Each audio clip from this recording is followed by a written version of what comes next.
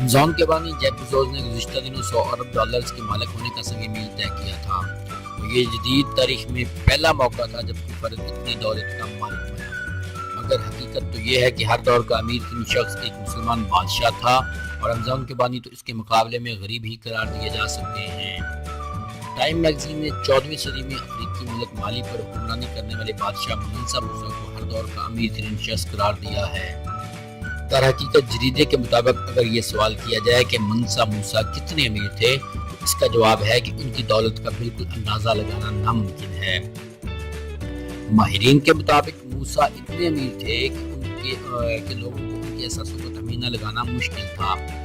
ان کے بقول یہ وہ امیر ترین شخص ہے جسے اس دور کے لوگوں نے دیکھا تھا۔ تاریخ دان اس کی وضاحت کی کوشش کرتے ہیں، ان کو سمجھ نہیں آتا ہے کہ اس کو کیسے بیان کریں۔ سلطنت مالی کے اس سب سے مشہور حکمران نے 1312 سے 1337 تک حکومت کی اور اپنی سلطنت کو عروج پر پہنچا دیا۔ اس دور میں مالی کی سلطنت مغرب میں بحیرہ قیانوس اور شمال میں نقازہ کی نمک کی کانوں سے جنوب میں ساحلی جنگلات تک پھیل گئی تھی۔ اس حکمران کو سب سے زیادہ شہرت 1324 میں کیے جانے والے سفر حج کی وجہ سے ملی۔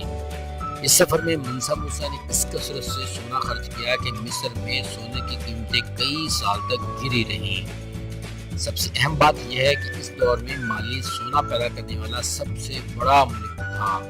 اس کی طلب بہت زیادہ تھی۔ جب کوئی بھی موسیٰ کی دولت کا تخمینہ نہیں لگا سکتا تو اس کا مطلب ہے کہ وہ بہت زیادہ امیر ہے، اور یہی وجہ ہے کہ مسلمان حکمران کو ہر دور کے سب سے امیر ترین شخص کا اعزاز دیا گیا ہے۔